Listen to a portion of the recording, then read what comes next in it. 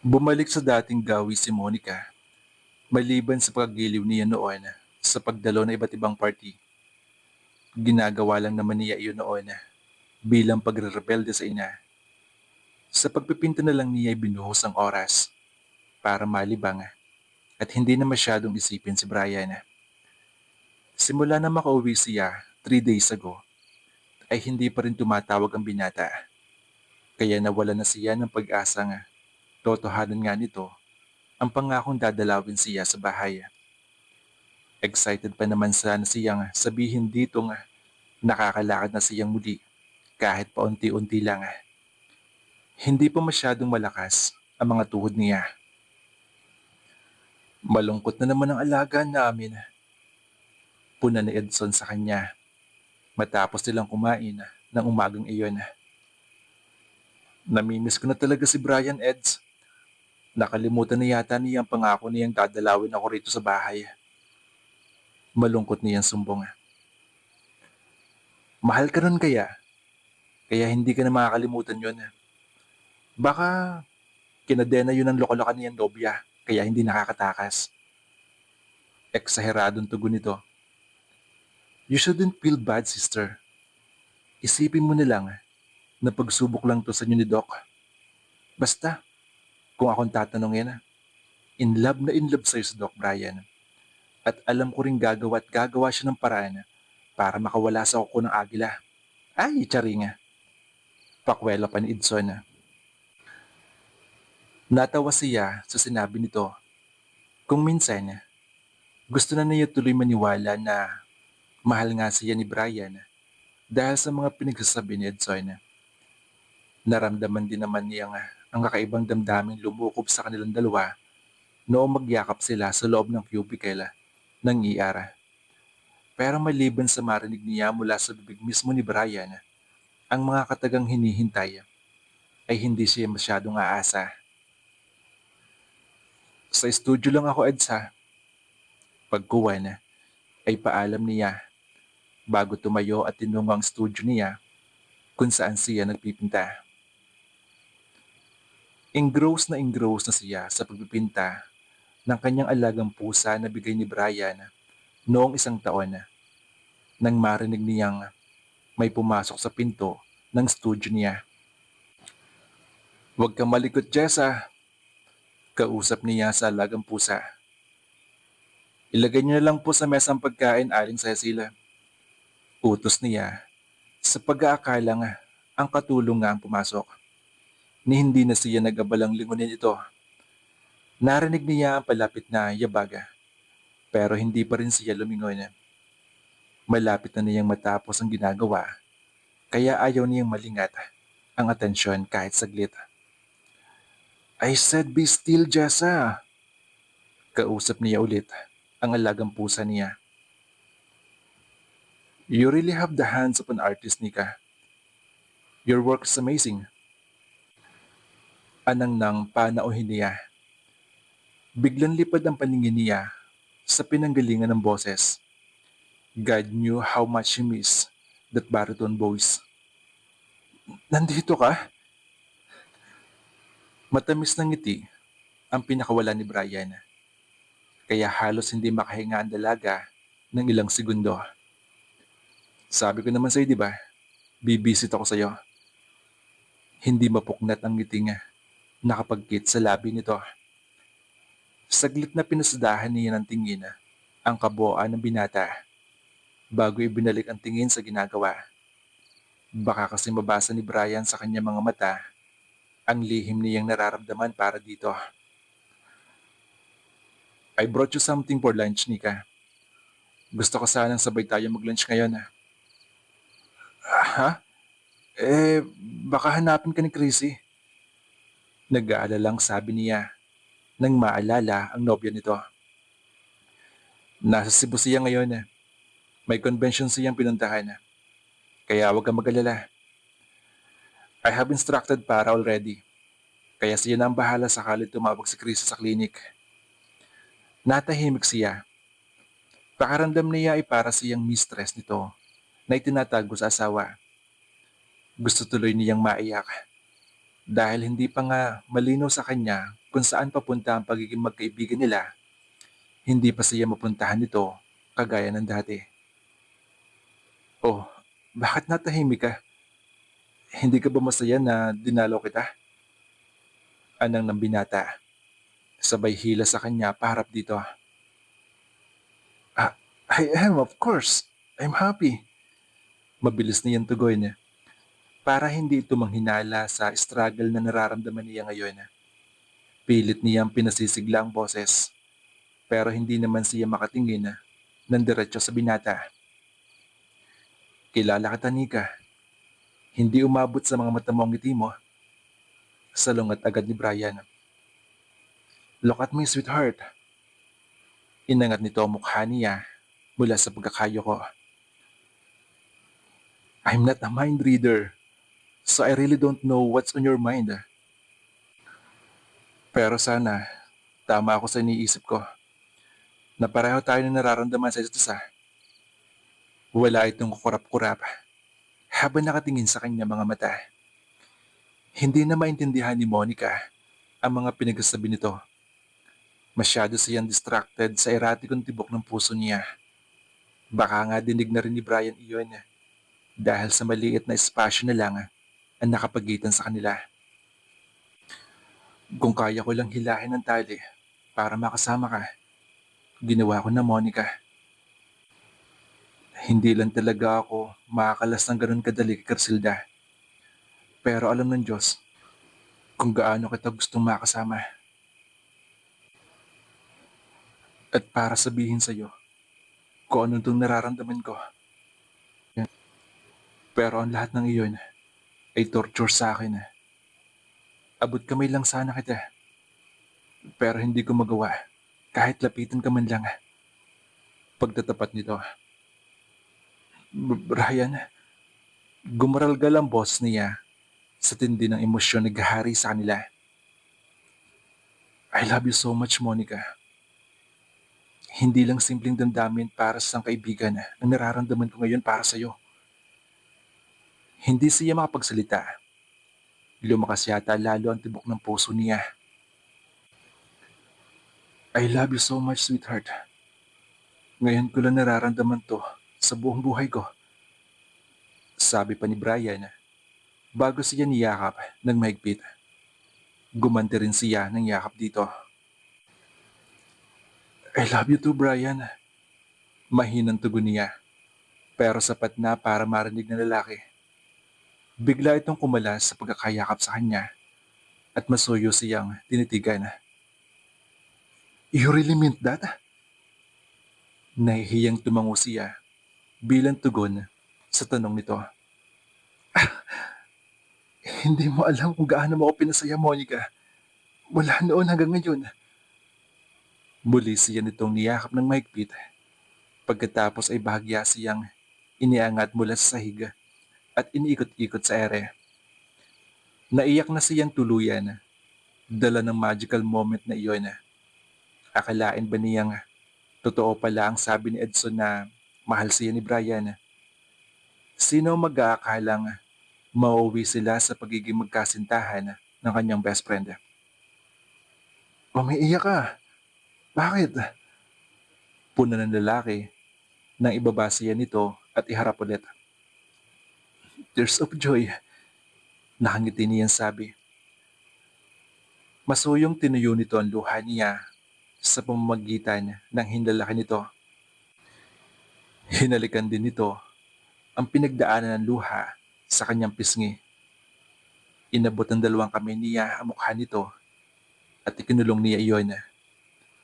Umangat din ang dalawang kamay nito at masuyong hinawakan ng palad niya at isa-isa iyong dinala sa labi at hinagkana. You are the most wonderful thing that happened in my life, Nika. I want to kiss you. Tinawid nito ang espasyo na nakapagitan sa kanila. Noong una ay isang dampilang sa labi ang ginawa ni Brian as if giving her time to say no. But she knew that was the right thing to do after all those sleepless nights she had. Instead of pushing him away, She held him closer to her. Ikinawit niya magkabilang braso sa leeg nito. They kissed passionately, and it felt heavenly. Hindi niya akalaing ganito pala ang feeling ng taong nagmamahala. Nahiling niya tuloy na sana ay wala ng wakas na ang magaganap sa kanila ni Brian ngayon. Pero hindi ganun kasimple ang lahat dahil nga may problema pa sila kay Crisilda.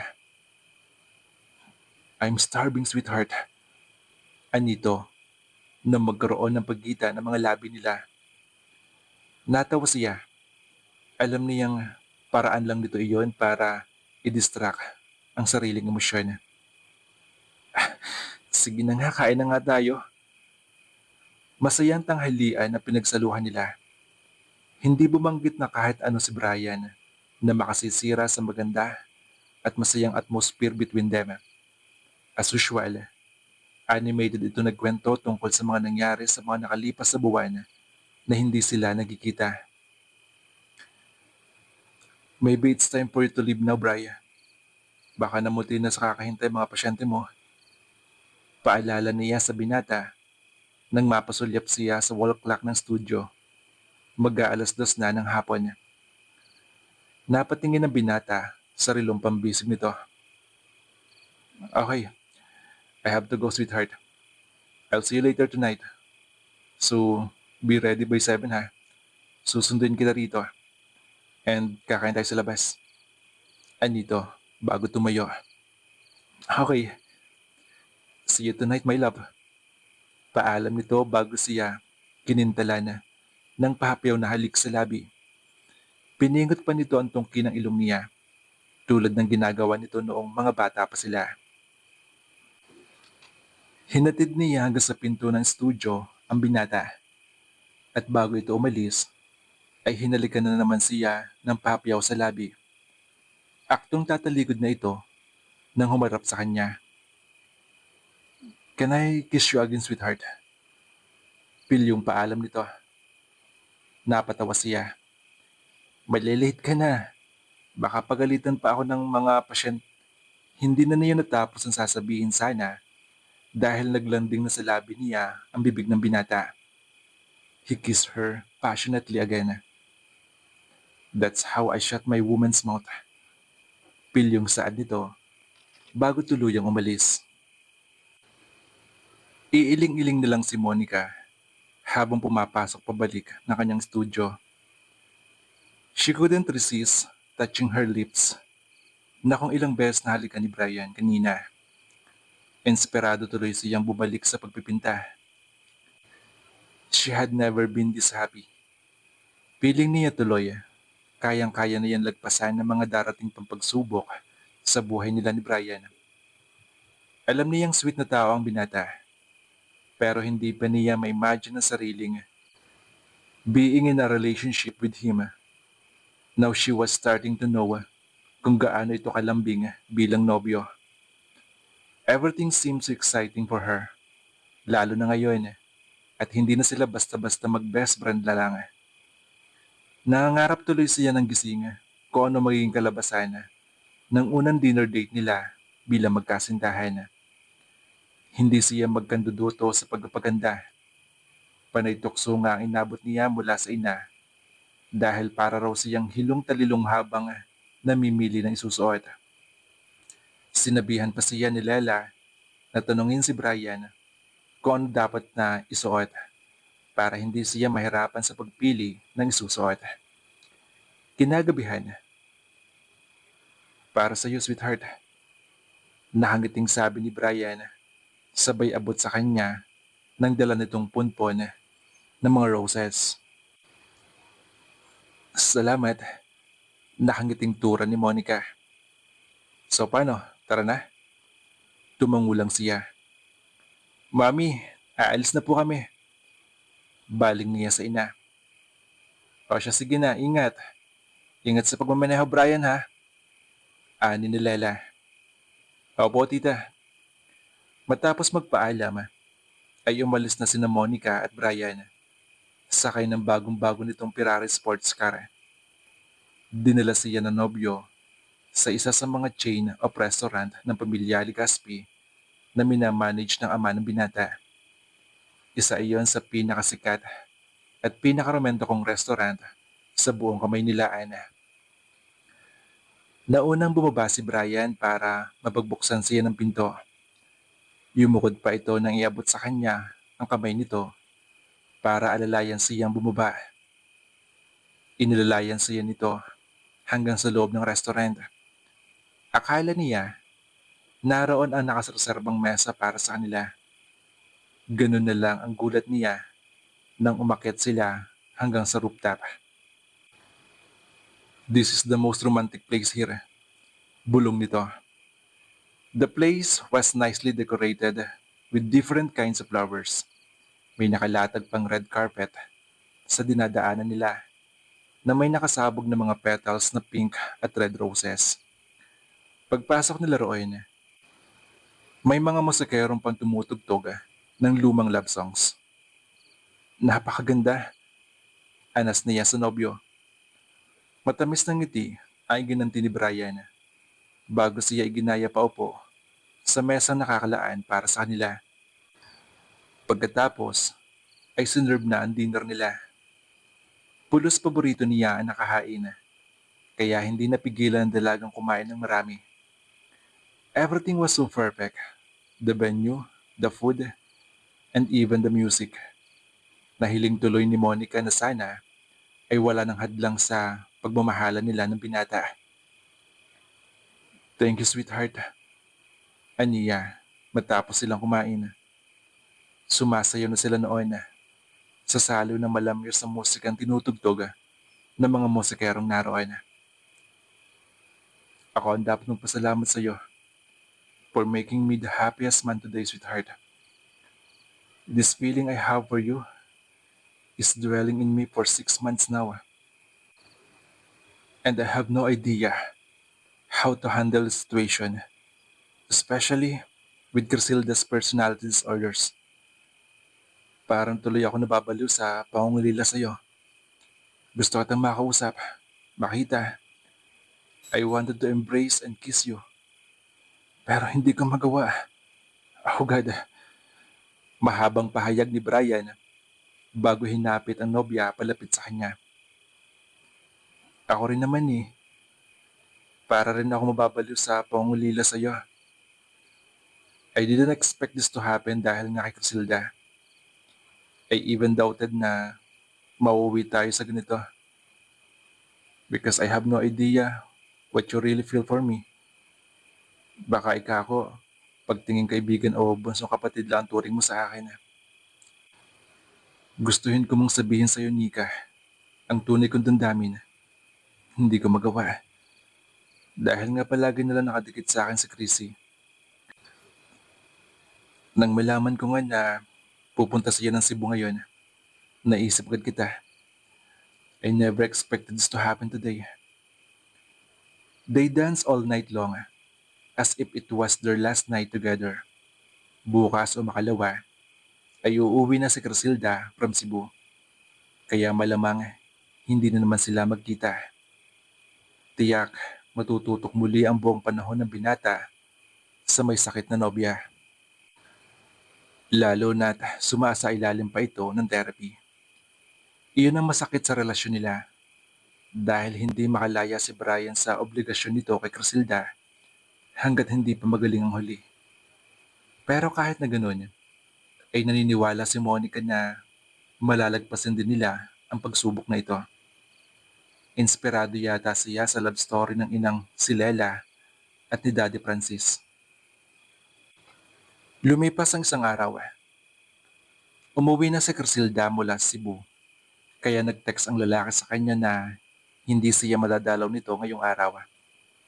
Pero kahit na ganoon, hindi pa rin naging hadlang iyon para hindi may padama ng binata kung gaano siya kamahal nito.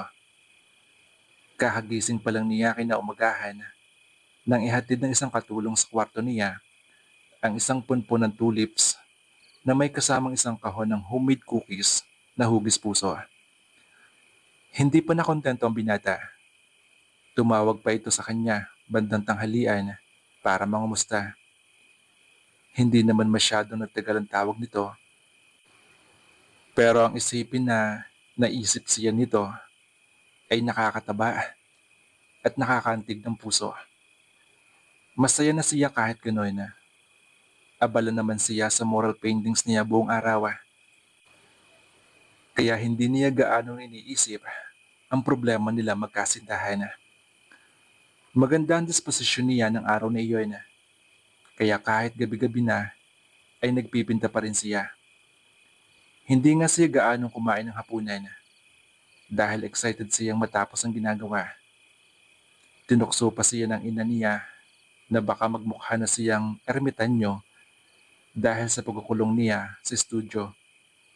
Hindi na rin kasi niya balak matulog. Wala ka pa talagang plano na matulog na? Tanong ng boses lalaki mula sa pinto ng studio niya.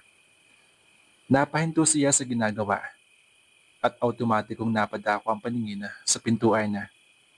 Nang slap ang mga mata niya pagkakita kay Brian sa tapat niya na. Akala ko ba hindi ka pupunta rito? Hindi ka ba masaya na pumunta ako dito? Of course, I'm happy. Lumapit si Brian at niyuko siya para gawaran ng halik sa labi. Sinilip lang kita rito, but I don't intend to stay longer. May 2 operasyon akong nakaschedule bukas, kaya kailangan kong gumising ng maaga. Hindi kasi ako makatiis na hindi ka makita before I return to bed. Kaya nandito ako. Paliwanag nito. Ngumiti siya sa nobyo. Nakakaunawang tumango siya dito. Niyakap siya ulit ng binata bago nagpaalam sa kanya. Natulog na rin siya ilang sandali pagkaalis nito. Baon niya sa pagtulog ang matamis na ngiting kanina pa na nakapagpit sa labi niya. Kinabukasan ng magising siya ay may tumambad sa paanan niya ng isang stop toy na may hug me sa harap nito. Dinampot niya iyon. Alam niyang galing iyon sa nobyo, kaya niyakap niya iyon ng mahigpit. The stop toy repeatedly say, I love you, kaya hindi nawala sa labi niya ang ngiti niya. Paano ba naman, mula na maging magkasintahan sila ni Brian, ay inulan na siya ng regalo mula sa binata. Matapos mag-almusal, ay tinapos niya ang mural painting na ginagawa. Tulad ng nakaraang araw, inspirado siya sa ginagawa, kaya kahit kaunti ay hindi siya nakaramdam ng pagod. Bandang 3:00 ng hapon nang katukin siya ng isang katulong sa studio niya. Ma'am Monica, nasa may pulpo si Doc Brian. Ano ng katulong? Natigil siya sa ginagawa. Agad niyang pinuntahan ang nobyo. Kumusta ang operasyon? Usisa niya sa binatang nahahapong napaupo sa silyang naroon. Successful naman, pero nakakapagod. Dito na ako nagpunta para magpahinga at makikain na rin. Hindi ka pa nag-lunch? Umiling ito bilang tugon. Gusto mo bang kumain dito o sa dining room na lang? Dito na lang siguro. Actually, nasabihan ko na si Aling Corazon na magpapahatid ako ng pagkain dito. Yung heavy snacks. Hindi na muna kita nistorbo sa studio mo pagdating ko kaya dahil alam kong busy ka pa. Hindi naman ako ganun ka-busy. Patapos na yung ginagawa ko. And I bring those to Marisa para maisama niya sa exhibit. Sigurado ako, Monica, na mabebentay ang iyong painting. Magaling ka kasi. Nagmamalaking side ni Brian, kasabay ng isang ngiti. Nox, flattered naman ako niyan. Biro niya. Ngumiti ito muli. Siya naman pagdating ng pagkain na ipinihanda ng binata. Nilantakan agad nito ang pagkain habang panay pa rin ang kwento sa kanya tungkol sa kung ano-ano. Masaya pa sila nagtatawanan habang kumakain. My instinct had not betrayed me yet. I really have the feeling na niloloko mo ako, Brian. Narinig nila ng sabi ng boses mula sa kung saan. Sabay silang napalingon sa pinagmula ng tinig at nakita nila ang madilim na anyo ni Criselda. Kapwa sila natigilan. Ang lakas talaga ng radar nito dahil sundan agad sila. Ba't hindi kayo makapagsalita, ha? Baka manluloko. Histerya nito. Sabay sugod sa kanila. Pinagbabayon nito ang dibdib ni Brian. Mga walang hiya kayo? Sigaw pa nito. Crazy, stop! Sawatan ng binata rito habang panay ang salaga sa bawat atake nito. Sabihin mo sa akin totoo, Brian. Magnobyo na kayong dalawa, di ba? Nagbabaga ang tingin nito habang sinasabi iyon. Crazy, please. Let's talk about this in nice way. Pakiusap ng lalaki. Nice way? There's no nicer way para masabi sa akin na panloloko ninyo. Siguro matagal nyo talaga ako niloloko, ano? Akala siguro ninyo ay mauuto ninyo ako. Dahil kahit ano pang gawin mo, Brian, malalaman ko pa rin ang panloloko mo. Please, listen, hindi ka maaari magmahal ng iba. Putol nito. Akin ka lang, Brian. At sino mang aagaw sa'yo mula sa akin ay mamamatay. May conviction na saad nito. Bahagya pa itong lumayo habang may dinudukot sa loob ng handbag. Ganun na lang ang takot ni Monica nang ilabas ni Criselda ang isang .45 caliber na baril at itutok iyon sa kanya. Nanlaki ang mga mata niya at bigla na lang gumaan ang ulo niya na para bang napuno iyon ng hangin. Hindi niya akalaing aabot sila sa ganito. Mang-aagaw ka, ani ni Criselda. Walang kaabog-abog nitong pinaputok ang baril na hawak. Napapikit na lang siya. Nakakabingi ang putok na pumuno sa lugar na iyon. Hindi makapaniwala si Monica sa bilis ng mga pangyayari. Nakabalandra siya ngayon sa sahig at payakap na nakadagan sa kanya si Brian. Napatili siya nang maramdaman ang may mainit na likidong bumasa sa damit niya sa bandang kaliwang balikat. At sigurado siyang hindi iyon sa kanya dahil wala siyang naramdamang may masakit sa kanya. Nanlaki ang mga mata ni Monica nang ma-realize ang mga nangyari. Isinave siya ng lalaki. Brian! Nahintakutan niyang bulalas. Sabay biling sa lalaki para makita ang mukha nito. Wala itong malaya. Paulit-ulit niyang tinawag ang pangalan nito. Sabay yugyog sa balikat nito. Hinamig niya ang kamay nito and search for his pulse at nabuhayan siya ng loob ng madamang pumipitig pa ang pulso ng binata. Tulungan niyo ako! Dalhin natin si Brian sa ospital! Nataranta si Criselda nang makita ang dugo ang damit ni Brian. May sinasabi ito na kung ano at sigaw ito ng sigaw habang paruot pa rito. Lahat naman ng mga sinasabi nito ay hindi maintindihan ni Monica na ang buong atensyon ay nasa lalaking minamahal. Sa isang sulok ng mga mata niya, nakita niya ang palapit na mga katulong na lalo nagpataranta kay Criselda. Pero bago't pa nakalapit ang mga kasambahay, ay nakarinig siya na isa pang putok. Bumulagta sa sahig si Criselda. Sumulak ang dugo mula sa ulo nito na tinamaan ng bala ng baril nito. Napasigaw siya sa tindi ng takot. Iyon ang huling nakita ni Monica bago nagdilima ang paligid niya. Kinabukasan, Brian, bulong ni Monica nang bumalik ang ulirat niya kinabukasan. Ngunit wala ang nobyo nang namulatan niya silid na kinaroroonan. Lumapit agad sa kanya si Lela. Anak, okay ka na ba? Kumusta ang pakaramdam mo? Yes, ma'am. Sagot niya. Si Brian po. Okay lang siya. Inoperahan na siya last night. at nasa kanyang room na siya ngayon. Gusto mo bang puntahan natin? Tumango siya, kaya tinulungan na siya ng ina na bumangon. Naroon pa rin ang shock niya sa nangyari, pero naroon din ang excitement na makita ang nobyo. Pagdating nila sa private suite ng binata, ay tulog pa ito, kaya nakontento na lang si Monica na pagmasdan ito. Ngunit ilang sandali lamang ay nagmulat ito ng mga mata. Tuwang-tuwang nagyakap ang dalawa. Wala na silang problema ngayon. Malaya na si Brian kay Crisilda. "Thank you for saving my life, sweetheart." Naluluhang sabi ni Monica. "Ganyan kita kamahal, Nika. Handa akong ibuwis ang buhay ko alang-alang sa'yo. Wala na tayong problema ngayon.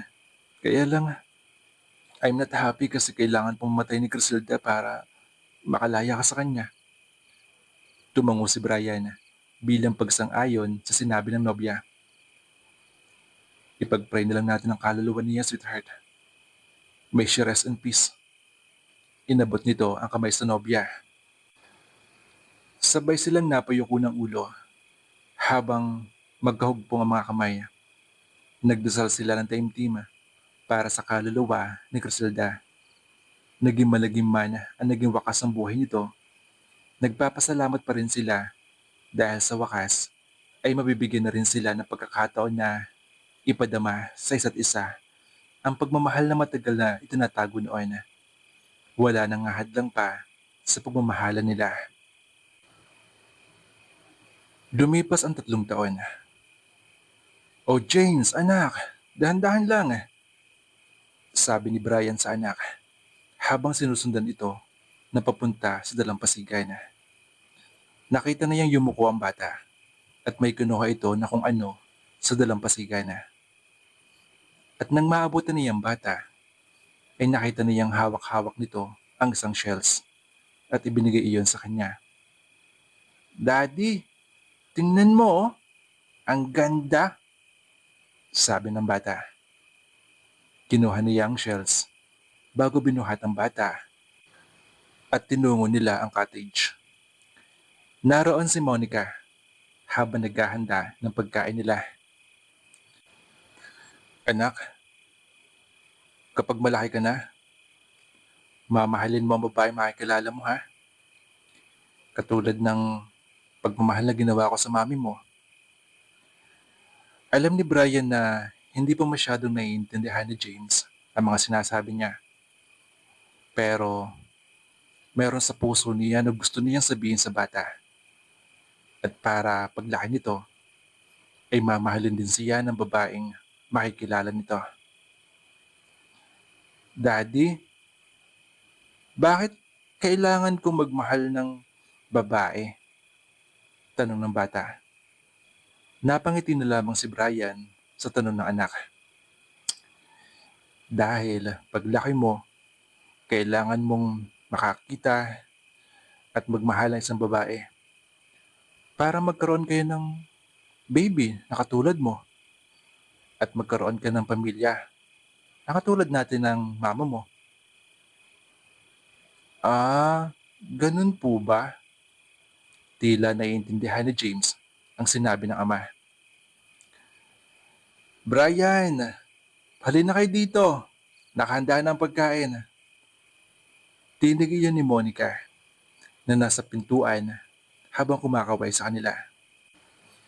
Ngumiti si Brian dito at kumabay rin pabalik kay Monica. Nang marating nila Brian ang cottage, ay humalik si Brian sa asawa. Napangiwi naman ang anak sa kanila nang makita ang ginawa ng mga ito. "Ew! Naghalik-halik pa kayo sa harap ko. Ew!" Nagtawa na naman ang mag-asawa sa inasta ng anak. Habang sila'y kumakain, biglang napatingin si James sa may bintana na para bang may nakikita roon at may tinitingnan na kung ano. Sinundan naman ni Brian ang tingin ng anak. Lumingon ang anak sa kanya. "Daddy, siya ba yung babae na sabi mong mamahalin ko?" Tanong ng anak sa kanya. Napangiti naman si Brian at tumingin kay Monica. Habang si Monica naman ay kunot noong nakatingin sa kanya na hindi alam kung anong sinasabi ng anak. Umiling na lamang si Brian at ipinagpatuloy na ang pagkain nila. Isang masayang pamilya. Isang masayang pamilya na binuo na Brian at Monica. Pamilyang kailanman ay hindi mawawaglit sa kanilang isipan ang mga taong naging bahagi ng kanilang nakaraan. Ganun pa man, masayang masaya sina Brian at Monica sa takbo ng kanilang istorya. Istoryang ipagmamalaki nila ikwento sa magiging anak nila. Atin pong abangan ang kwentong pag-ibig ni James Legaspi, ang anak ni Brian at Monica. Maraming salamat po sa patuloy niyong pagsuporta sa Ace TV at sana suportahan niyo muli ang kwentong aming ibabahagi sa inyo. Muli, maraming salamat po at hanggang dito na lamang ang kwentong ito. Hanggang sa muli, kaibigan.